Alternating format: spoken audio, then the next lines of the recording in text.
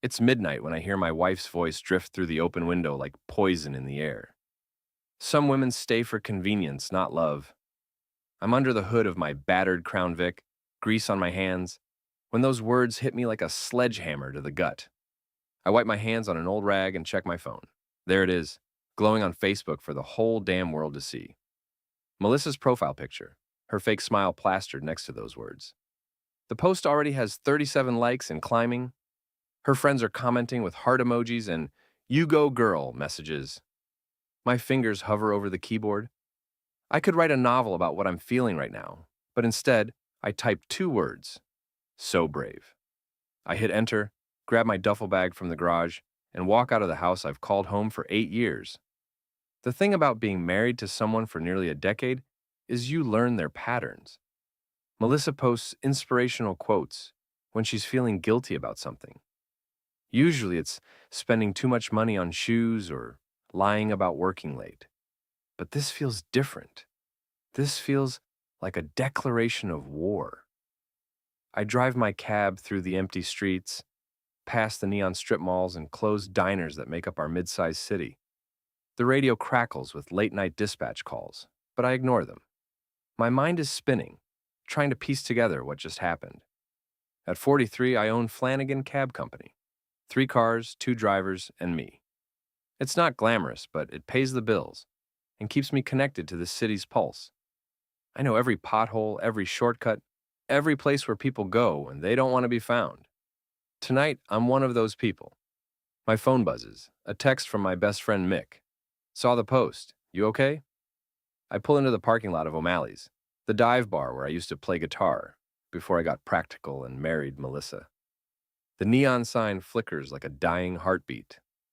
Inside, the bartender nods at me. Usual, Tommy? Make it a double. The whiskey burns, but not as much as the realization that my marriage just ended with a Facebook post. I check my phone again. My comment has 12 likes now. People are responding to it, some laughing, others asking if I'm okay. Then I see it. A message from Sarah Chen, one of Melissa's coworkers at the law firm. Tommy, I think you should know something. Melissa's been seeing someone, a musician named Jake Morrison. He's been posting pictures of a song he wrote for his muse. The timing matches up with her late nights. My blood turns to ice. I know Jake Morrison. Local guy, thinks he's the next big thing because he has 15,000 Instagram followers. Plays at coffee shops and open mic nights, always posting shirtless selfies with his guitar. I finish my drink and head home. The house is dark. Melissa's car isn't in the driveway. I sit in my cab and wait. At 2 a.m., headlights sweep across the street. But it's not Melissa's Honda. It's a beat-up Jeep Wrangler with music stickers all over the back window. Jake Morrison's car. The Jeep parks 3 houses down. I watch as a figure gets out. Tall, lean, wearing a leather jacket that probably costs more than my monthly insurance payment. He walks toward my house with the confidence of someone who thinks he owns the world. That's when I see Melissa's silhouette in the upstairs bedroom window. She's watching him approach. I start my engine and drive away before I do something stupid. The next morning, my phone explodes. Melissa's post has gone viral, shared over 2,000 times. Local news stations are picking it up as a feel-good story about female empowerment. My comment is trending on Twitter. I'm at Mick's gym, hitting the heavy bag like it owes me money, when my phone rings. Unknown number. Is this Tommy Flanagan? Depends who's asking. This is Jake Morrison. I think we need to talk. I stop punching. You've got some balls calling me. Look, man, I just found out she's married. She told me she was divorced. I'm as pissed as you are. Doubt that. Meet me at Rosie's Diner on 5th Street.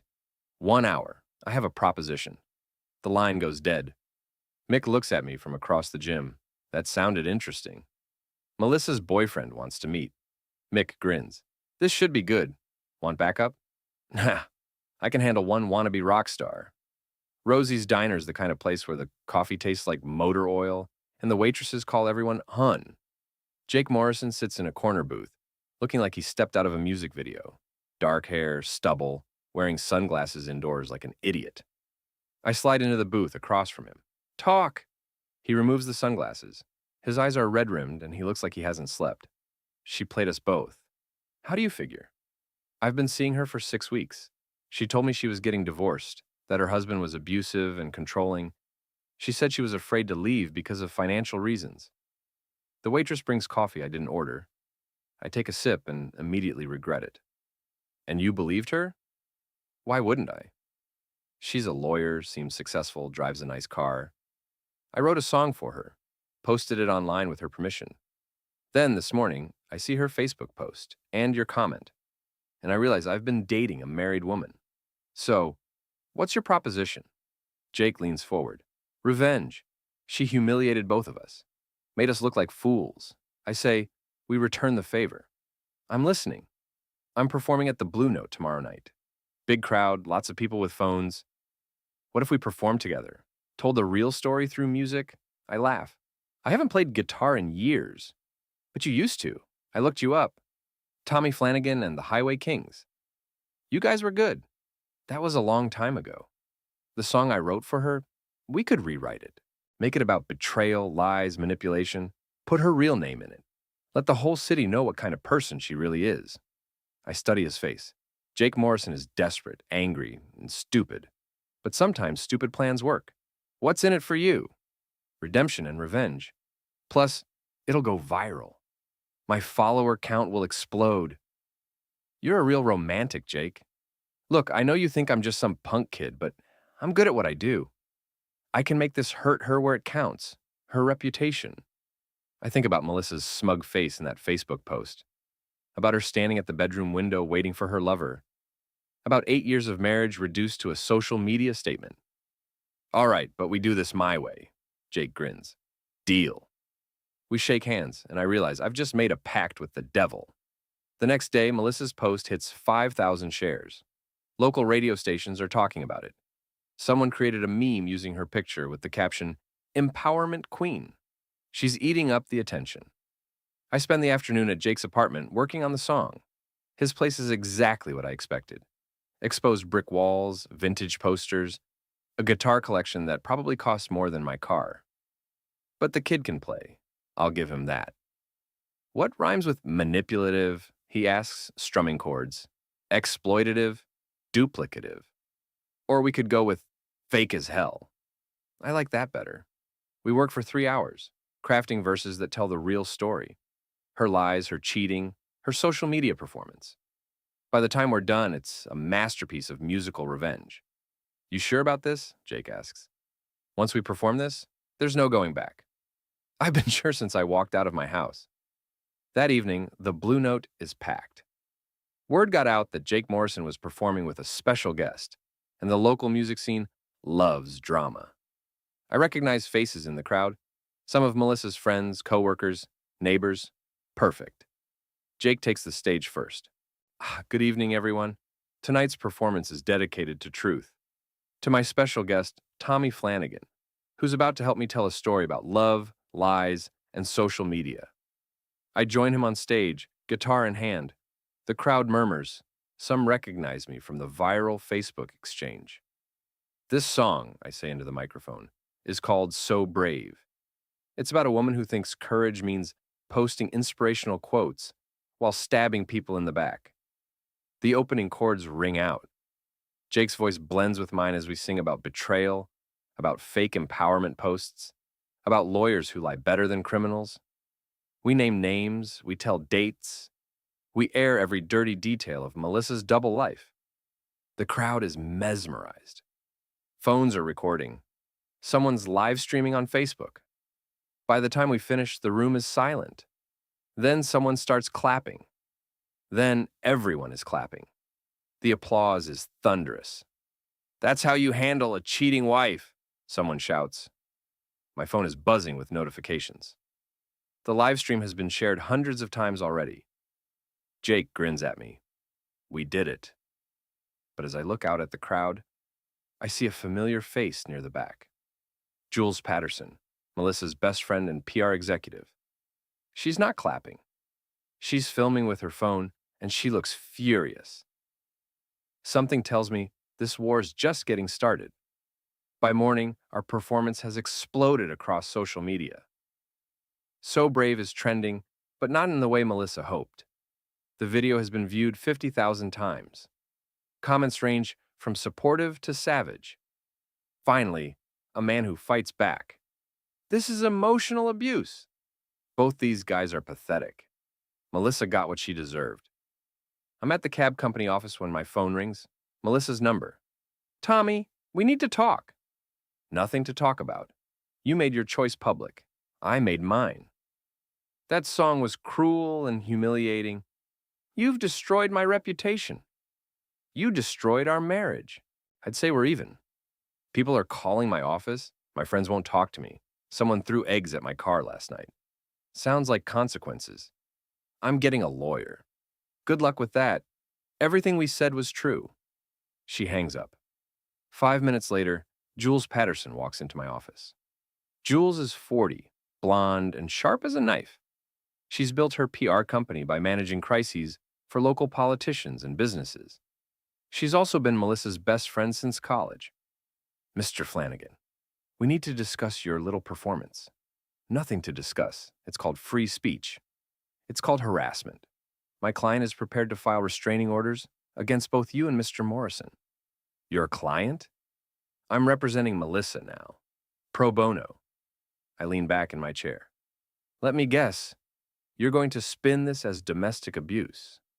Make her the victim. She is the victim. You publicly humiliated her for having feelings. She publicly humiliated herself by cheating and lying about it. Jules places a folder on my desk. Cease and desist. No more performances, no more social media posts about Melissa, no more contact of any kind. I don't touch the folder. Or what? Or we destroy you. Both of you. I've already started reaching out to local media about your history of aggressive behavior. What history? The bar fights in your 20s, the time you threatened a customer who didn't pay his cab fare, the domestic disturbance call 3 years ago when neighbors heard you and Melissa arguing. My blood chills. She's done her homework. That's all public record, Mr. Flanagan. Easy to find if you know where to look. Easy to spin if you have the right connections. She heads for the door, then turns back. Oh, and that little cab company of yours? I've already contacted the city licensing board about some interesting discrepancies in your insurance filings. Might want to get those sorted out. After she leaves, I call Jake. We've got a problem. Jake meets me at O'Malley's that night. He looks shaken. She's good, he says, nursing a beer. Jules Patterson. She's already gotten 2 of my regular gigs canceled. Told the venue owners I'm unstable and potentially dangerous. She threatened my business license. So what do? We fight back, but smarter this time. I pull out my phone and show him a photo. Recognize this? It's a screenshot from one of my cab's dash cams. Melissa getting into Jules's car outside a downtown hotel 3 weeks ago. So, this was taken on a Tuesday afternoon. Melissa told me she was in court that day. But look at the timestamp, 2:30 p.m. Court records show her case was dismissed that morning. Jake leans forward. You think they were planning this? I think Jules has been pulling strings longer than we realized. Over the next 2 days, I dig deeper. My cabs have dash cams for insurance purposes, and I've got footage going back 6 months. I start piecing together a pattern. Melissa and Jules meeting regularly at expensive restaurants. Jules dropping Melissa off at Jake's apartment building. Jules picking Melissa up from the law firm on days when she claimed to be working late. But the most interesting footage is from last month. Jules and a man I don't recognize, having what looks like a heated argument in a parking garage. The man is tall, well-dressed, probably in his 50s. He hands Jules an envelope. She counts something inside.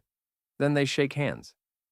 I run the license plate through a contact at the DMV. The car belongs to Richard Hawthorne, senior partner at Melissa's law firm. Now things are getting interesting. I call Sarah Chen, the coworker who first told me about the affair. Sarah, I need to ask you something. Has there been any talk at the firm about Melissa's position? Any rumors about promotions or layoffs? Actually, yes, word is they're creating a new senior associate position. Melissa's been campaigning hard for it, but so has Jules' boyfriend, Mark Stevens. Jules is dating someone at the firm for about 6 months now. It's supposed to be secret, but everyone knows. The pieces start falling into place. Jules orchestrated Melissa's affair to sabotage her chances at the promotion. She manipulated both Melissa and Jake, then used me as the weapon to destroy Melissa's reputation. But why help me if she wanted to hurt Melissa? Then I remember something Jules said. I've already contacted the city licensing board about some interesting discrepancies in your insurance filings. She's planning to destroy me too, after I've served my purpose. I arranged to meet my old friends at Mickey's bar, the same guys I used to play music with before I got married and responsible. Danny, Steve, and Rich. We've been tight since high school, but things got weird after Melissa and I got serious. She never liked them, said they were holding me back. Tommy, Danny raises his beer as I walk in. Saw the video, man. That was epic. Melissa had it coming, Steve adds. Remember how she used to treat us? Like we were dirt on her shoes? Rich nods. Always made excuses why you couldn't hang out. Tommy's too busy. Tommy has responsibilities. We barely saw you the last few years. Yeah, well, marriage changes things.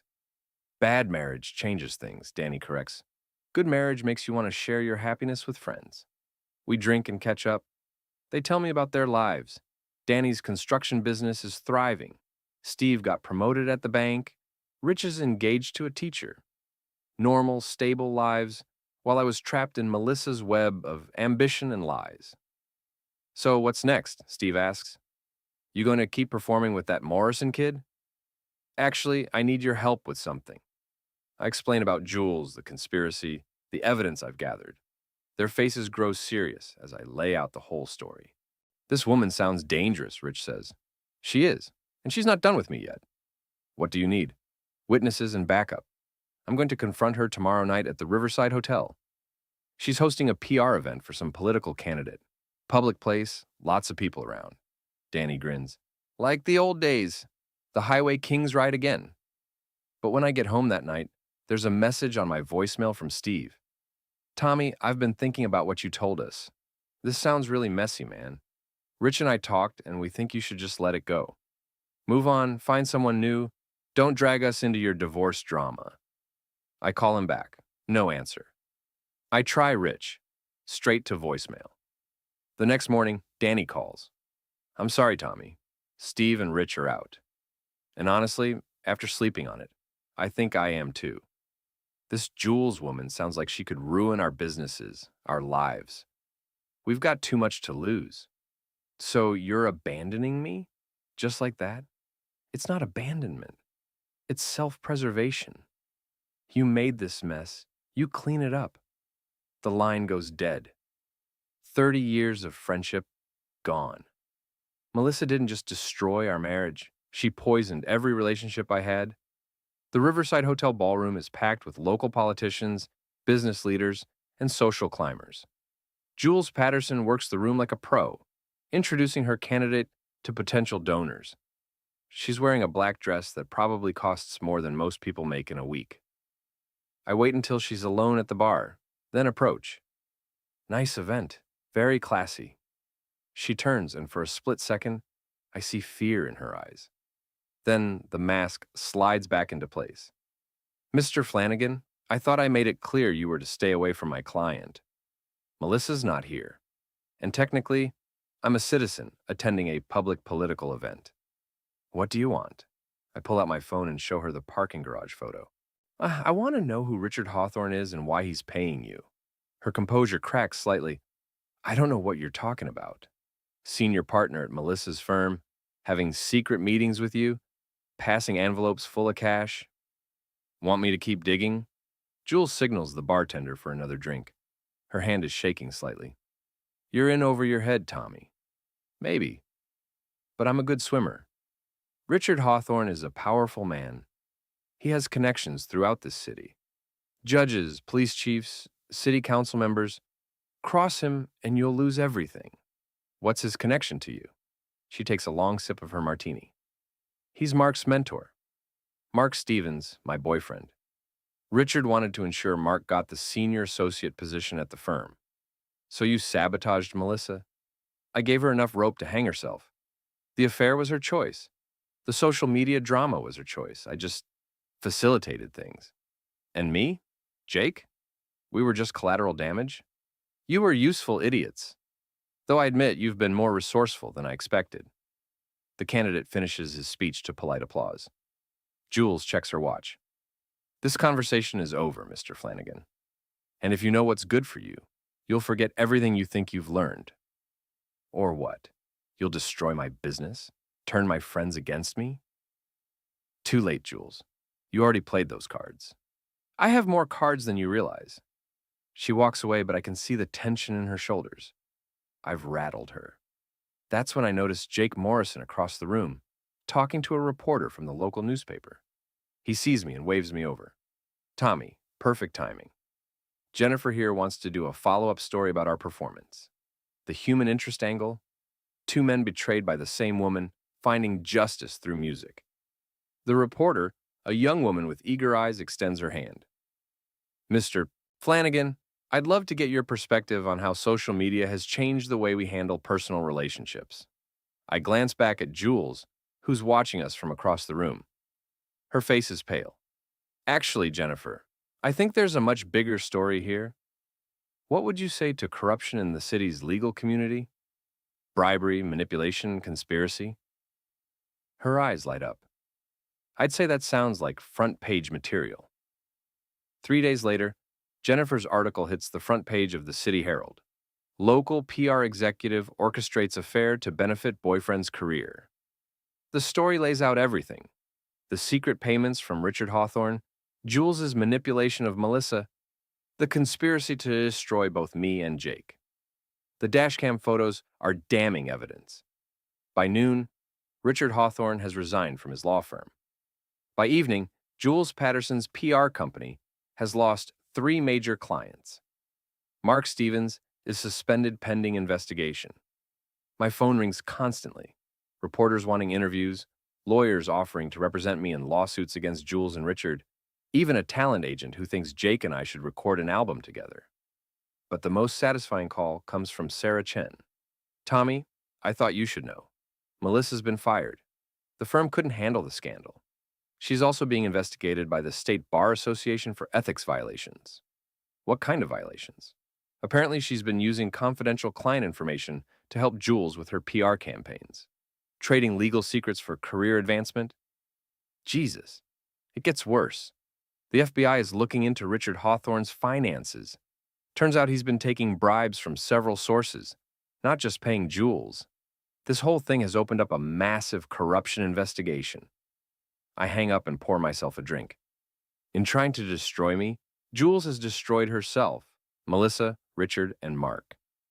It's almost poetic, Jake calls that evening. Did you see the news? We're heroes, man. The guys who exposed corruption in the legal system. We're not heroes, Jake. We're just 2 guys who got played and fought back. Same thing, isn't it? Maybe he's right. Maybe sometimes being petty and vindictive accidentally serves justice. So what now, he asks. Now we move on. Find new lives, new relationships. Try not to make the same mistakes. Actually, I was thinking we could make this permanent. The Tommy and Jake Show. We've got momentum, media attention, a built-in fan base. I'm not a performer anymore, Jake. I'm a cab driver who owns a small business. But you could be more. We both could. I look out my window at the city lights. Somewhere out there, Melissa is probably packing up her office. Jules is trying to salvage her reputation, and Richard Hawthorne is meeting with lawyers. Their lives are in ruins because they got greedy and forgot that actions have consequences. Thanks, but no. I've had enough drama for one lifetime. You're lost, man. After he hangs up, I sit in the quiet of my empty house and realize something. I'm free. For the first time in years, I can make decisions without considering how they'll affect Melissa's career or social standing. I can be friends with whoever I want, go wherever I want, live however I want. It's terrifying and exhilarating at the same time. 2 weeks later, I'm back to my normal routine: driving cab, managing the business, avoiding the media attention that's finally starting to die down. The FBI investigation into Richard Hawthorne has expanded to include several judges and city officials. Jules Patterson has fled the city. Rumor is she's staying with relatives in California, while her lawyers try to keep her out of prison. Melissa has disappeared too. Sarah Chen told me she moved back in with her parents in Ohio. Her law license is suspended, her reputation destroyed, her career over. Part of me feels guilty about that, but mostly I feel relieved. I'm having lunch at Rosie's Diner when Mick slides into the booth across from me. "You look good, Tommy. Relaxed." I feel good. For the first time in years. Any regrets? I consider the question. About the marriage? No. About how it ended? Sometimes I could have handled things more privately. But then Jules and Richard would still be out there, corrupting the system. True. And Melissa would still be cheating on some other poor bastard. Also true. Mick grins. So, you're a hero, whether you like it or not. I'm not a hero. I'm just a guy who got mad and got even. Same thing in my book. That evening, I'm cleaning out the garage when I find an old photo album.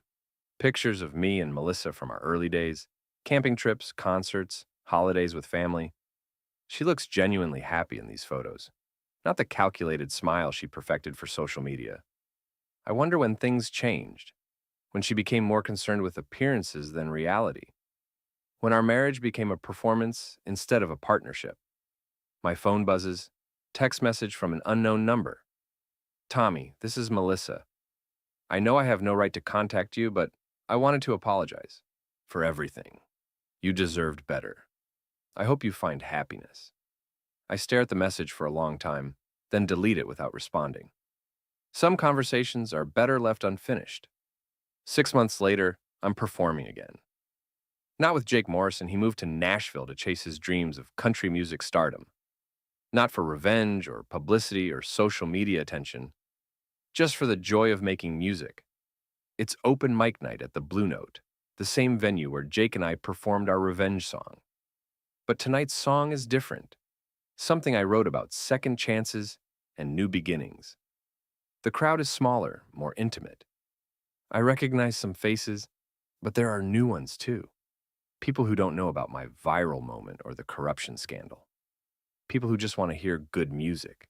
After my set, a woman approaches the stage. She's probably in her late 30s with kind eyes and a genuine smile. "That was beautiful. Did you write it yourself?" "Yeah, it's new." "I'm Linda. I teach music at the elementary school." "Tommy. I drive cab and occasionally pretend to be a musician." She laughs. "Well, you're pretty good at pretending." We talk for an hour about music, teaching, life in our small city. She doesn't mention my infamous Facebook comment or ask about my ex-wife. She treats me like a normal person, which is exactly what I need.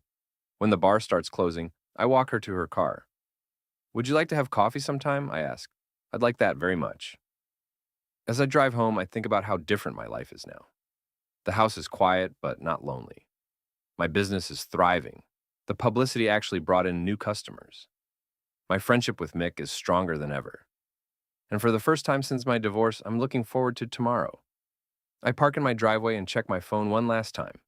No messages from reporters, lawyers, or vengeful ex-wives. Just a text from Linda. "Thanks for a wonderful evening. Looking forward to coffee." I smile and head inside. The photo album is still on the kitchen table where I left it months ago. I flip through the pages one more time, then close it and put it away, in a box with other memories I don't need anymore. Some chapters of life end with dramatic flourishes: viral posts, public humiliation, FBI investigations. Others end quietly, with a simple decision to stop looking backward and start moving forward. I choose forward. 1 year later, I'm married again. Not to Linda. We dated for a few months before realizing we were better as friends. To Susan, a widow who owns a bookstore downtown. She's nothing like Melissa. Quiet where Melissa was loud, genuine where Melissa was performative, content where Melissa was ambitious. The wedding is small, just family and close friends. Mick is my best man. Danny, Steve, and Rich don't attend. Our friendship never recovered from their abandonment during my darkest hour. But I've made new friends, better friends, people who stick around when life gets complicated. Jake Morrison sends a congratulations card from Nashville. He's found moderate success as a songwriter, though he'll never be the star he dreamed of becoming. His note says, "Thanks for teaching me that revenge is a dish best served with good music and better friends." Jules Patterson was sentenced to 3 years in federal prison for conspiracy and bribery. She'll be eligible for parole in 18 months. Richard Hawthorne got 5 years and lost his law license. The corruption investigation led to the resignation of 2 judges and a city council member. Melissa never returned to our city. According to Sarah Chen, she's working as a paralegal in Cleveland and dating an accountant. She keeps a low profile and stays off social media. Sometimes I wonder if she's happy, but mostly, I don't think about her at all. The most surprising twist came 6 months ago when I received a letter from the FBI. They wanted to thank me for my instrumental role in exposing corruption in the legal system. Apparently, my dashcam footage and investigation into Jules' activities provided crucial evidence for their case. Agent Patricia Moore wrote, "Citizens like you make our job possible. Your willingness to pursue the truth, even when it was personally difficult, helped us remove several corrupt officials from positions of power." I keep the letter framed in my office, not because I'm proud of being vindictive, but because sometimes vindictiveness accidentally serves justice. Susan reads over my shoulder as I finish writing this story. "Do you regret any of it?" she asks. "The marriage to Melissa?" "No. It taught me what I don't want." "The revenge?" "Sometimes. But then I remember that Jules and Richard were destroying people's lives for money and Melissa was helping them. Maybe they needed to be stopped." "And your friends who abandoned you?" "That taught me the most important lesson of all. True friends don't disappear when you need them most." Susan kisses my cheek. "I'm glad you learned that lesson before you met me." "Me too." I close the laptop and look around our living room. Susan's books everywhere, my guitar's in the corner, photos of our simple, honest life together. No social media drama, no viral posts, no public performances of happiness. Just real life, lived quietly and authentically. Melissa's Facebook post was right about one thing. Some women do stay for convenience rather than love. But some people, when they finally find real love, recognize it and hold on to it with both hands. That's the kind of brave I want to be now.